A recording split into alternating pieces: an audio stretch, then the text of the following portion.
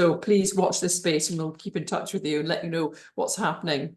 So that's Ayash and that's me. Without further ado, we move into the roundtable proper. Now, as Moshe was saying, each of our speakers will give a presentation for around 15 minutes, and then we'll have responses to that, and then we'll open up for questions and comments from the wider audience. If you want to ask a question, if you would either put your question into the chat or raise your hand and I'll bring you into the conversation in that kind of way. And I think that we'll go through our speakers in the order that they appear on the programme. So without further ado, can I invite Dilip to give his presentation? Thank you so much. Good afternoon, everyone. And it's a pleasure to be speaking to you all, even though it is in the shadow of a genocide that we speak, which reminds us that we are not living in post-colonial times. We live with the detritus of colonialism and its structures. And so the question of decoloniality is a pressing, urgent, and political question. Just to refer briefly to what Murshid had said about his anxiety that a lot of the engagement with decolonial theory in the global south is happening among elites. I think this is the general condition of theorizing, that all over the world, theorizing is done by elites. And in many senses, they are parasites on a condition of the subaltern, on the experience of the subaltern, or indeed they are navel-gazing and narcissistic and reflect their own preoccupations.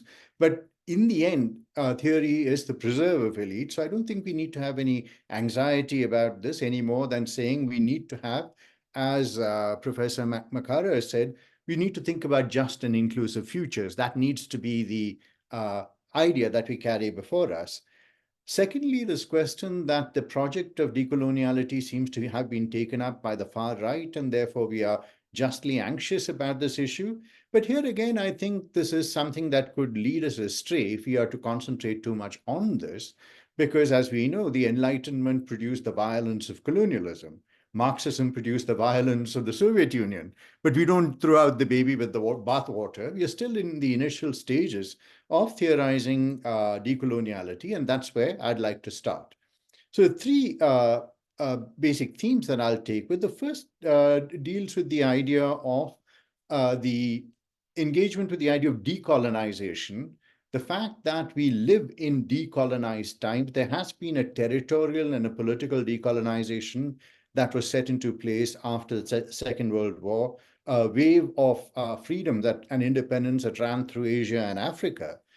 But at the same time, what decolonial scholars from South America in particular, whether it's Anibal Quijano or it's Dussel or it's Maria Lugones, the feminists, or Walter Mignolo, they've all reminded us that the very idea of modernity, which is the obscure object of our desire, is actually a judgment on spaces in the global south as places that are still waiting to be modern, and that the idea of modernity is deeply implicated in the idea of coloniality. So they always think about modernity as a dyad of modernity coloniality, that this becomes and in many senses, the idea of modernity has been part of the civilizational process and the creation of civilizational hierarchies within the globe.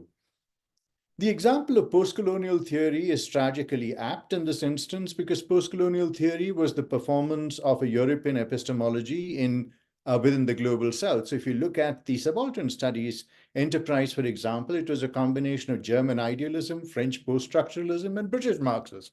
It had very little to do with native forms of intellection. And this is, again, something that decoloniality reminds us, that we need to engage with the spaces of intellection around us. As Tagore said, we cannot write our histories with histories that come from elsewhere. And this is an idea that's been echoed by Ngugi wa Thiong'o as well, where he calls most of the work that's being done in the global south Europhone theory. So African fact, European theory, Indian fact, European theory, and so on. And at the heart of this is another tragic fact, that we still have not begun to engage with the question of what does it mean to be an African university or an Indian university? If colonialism generated a large clerkdom or babudam, as it were, to serve empire, what our universities have become are part of that large factory of producing people who will then fit in easily into spaces like Harvard and Princeton and so on. So we are in some sense already suborned to a knowledge that comes from elsewhere, and the political economy of publishing, which determines that we can only hitchhike on an existing theory. Indeed, we are regarded as illegal immigrants. So if you want to publish in a journal abroad, very often the idea is that you need to tick certain boxes, you need to read certain ideas. You cannot bring anything original into the space unless with the benediction of existing thinkers in the West. The second question that this leads to most naturally is this question of language, that very often our universities, whether we are in Africa or in India or in Latin America, well, less so in South America, that we are monolingual universities in a multilingual universe. So students are told, abandon language, all ye who enter here. It's almost as if students are brought into the space of English education to equip them to be proficient elsewhere, right?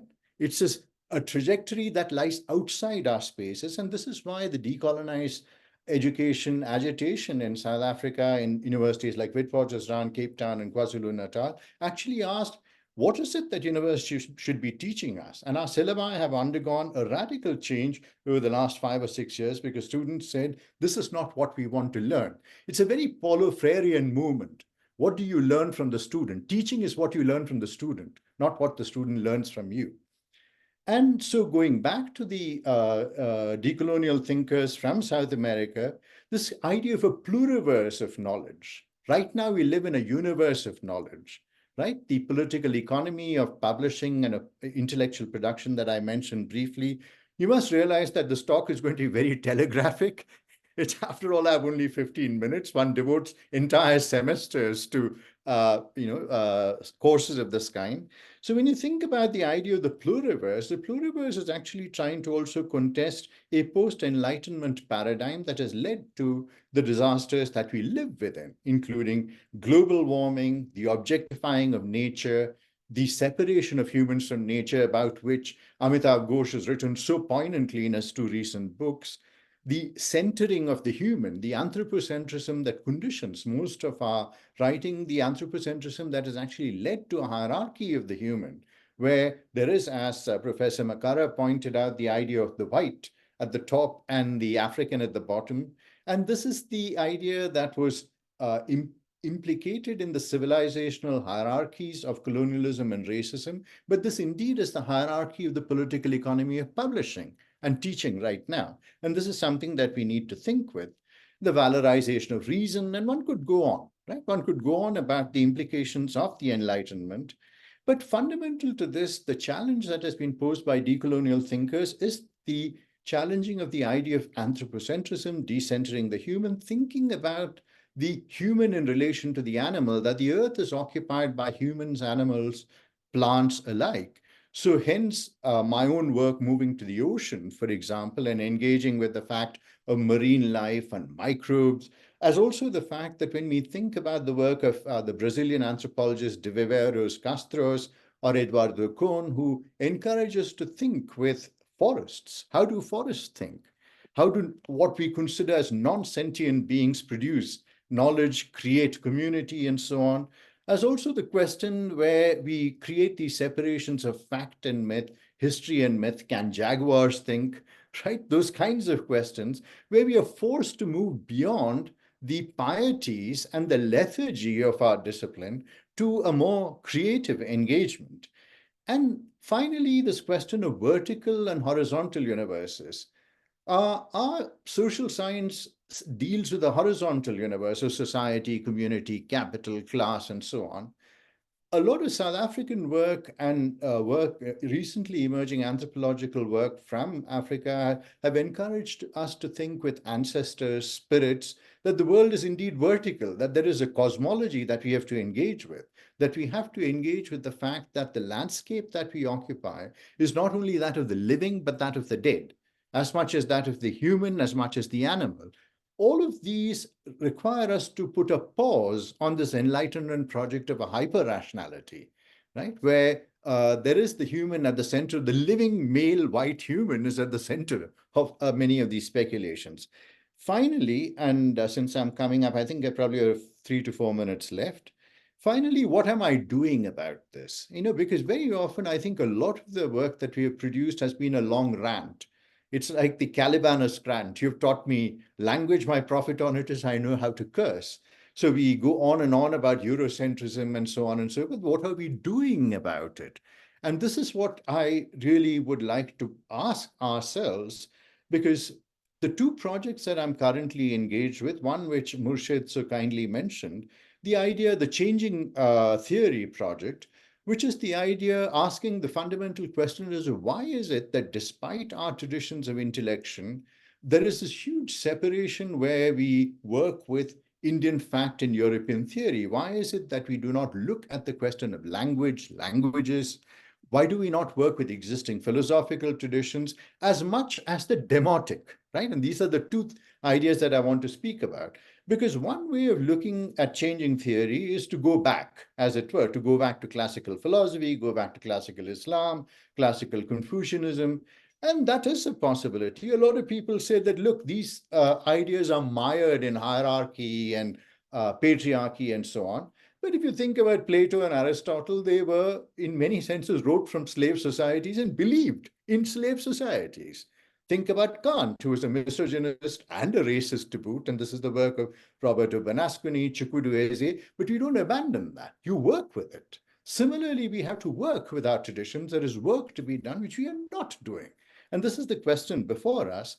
So the Changing Theory project was an attempt to bring together people across disciplines, working with multiple languages.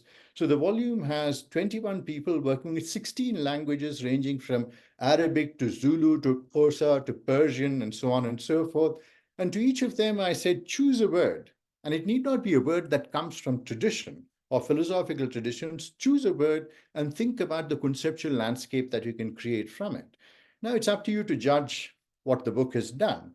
The second project that I'm engaged with is with the idea of the demotic, right? Not going back to, and both these projects are linked, where if you think about the wonderful words of Mikhail Bakhtin, that words come to us not from dictionaries, but from the mouths of people, right? So theory is something that we have to think as something that is a living entity, not something that comes to us from hoary texts, either from our parts of the world or from elsewhere.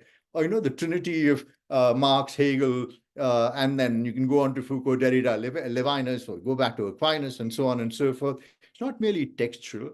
So the project that we are engaged with, a huge ERC project that involves 19 Indian scholars working with 19 Indian languages, which is called India's Politics and its Vernacular, trying to understand how people in these regions of India engage with the idea of politics and engage with the practice of politics. Because the idea here is that people in the course of their everyday life reflect on politics, on ethics, on community, on a relation between the human and the human and the animal, the human and a higher force, and so on and so forth. So what do we do with this? So in the end, I think decoloniality is something that is a project that we have to begin. And all these anxieties that we have, which come to us from established traditions of inquiry, which say, oh, that way lies nativism, that way lies a certain kind of, and it's almost like a lot of Western theory relates to these new movements like parents do when children want to leave home, saying, no, don't go yet, stay with us a bit longer, home is a comfortable space. So what we need to do is to radically depart, as it were, the idea of delinking that Samir Amin spoke about, though you're speaking about something else. So what would an intellectual delinking involve? And to end with Foucault's wonderful phrase, we need an insurrection of subordinated knowledges. And at that point, I stop. I think I've hit 15. Thank you very much indeed. Thank you. I'm going to give you a round of applause. Very, very, very interesting. Yeah.